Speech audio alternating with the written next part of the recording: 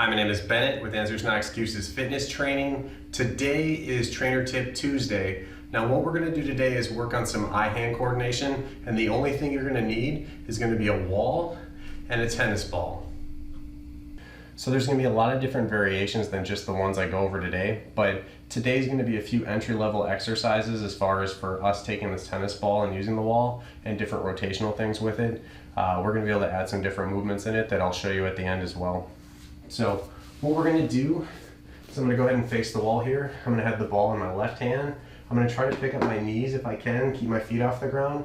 If I can't, I'll still leave my feet on the ground, try to sit up kind of tall, but I'm gonna throw from my left hand and catch with my right.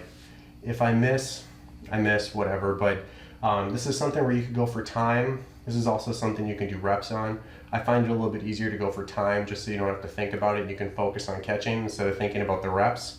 But what I'm gonna do is I'm gonna go ahead and lean back and I'm gonna throw that at the wall and catch it with my other hand. Now obviously where it goes is gonna dictate a little bit depending on how hard I throw it and where.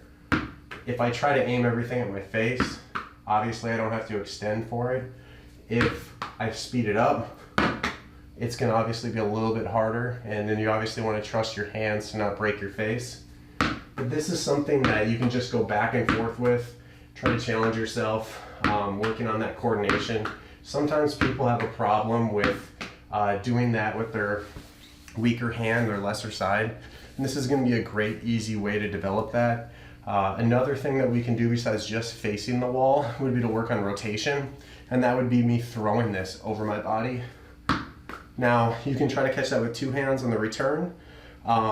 Depending on where it goes, maybe you can catch it with one. That's fine too. I can also leave my legs up just by doing this.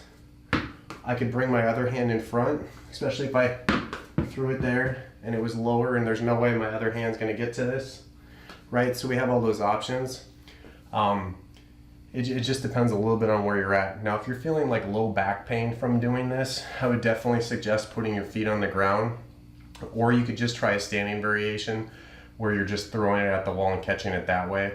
If your core is not strong enough and you go to pick up your legs here and your back's just arching, you can't support this, and you are feeling pain, I would just stop and do the standing version. But we're gonna be able to throw this here.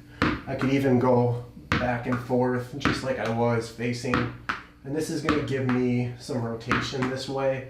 I'm also gonna be able to work my obliques. I could stay on this side. You could speed it up. We could lay down each one, bring it back. I could fall down.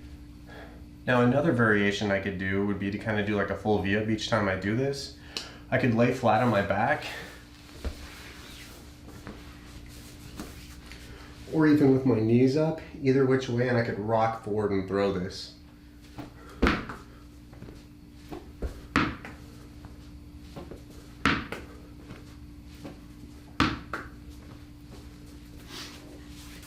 You're also going to be able to incorporate this into other movements. Sometimes you're going to be able to hold the side plank and do this with a rotation. That's going to be a little more advanced. Something like that, depending on the person, is I might come here, I might reach under, I might throw.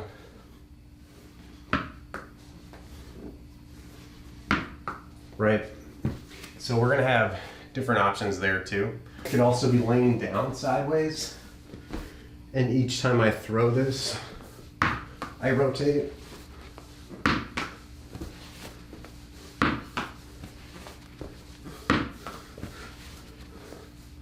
I could also work rotation just from a kneeling position here.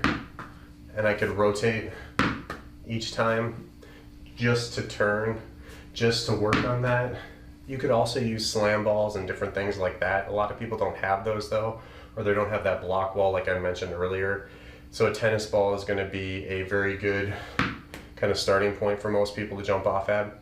So again, if you're having any low back pain here, just switch to an easier version, whether you're even just sitting or just straight up standing.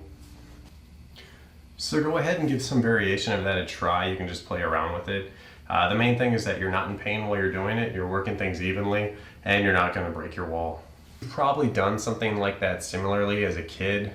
Maybe you weren't very conscious of trying to activate your core or trying to keep things even. But now as an adult, we're going to look to do that and try to get some other added benefits like activating your core. So I hope you found that helpful. And if you have any other questions, just feel free to reach out.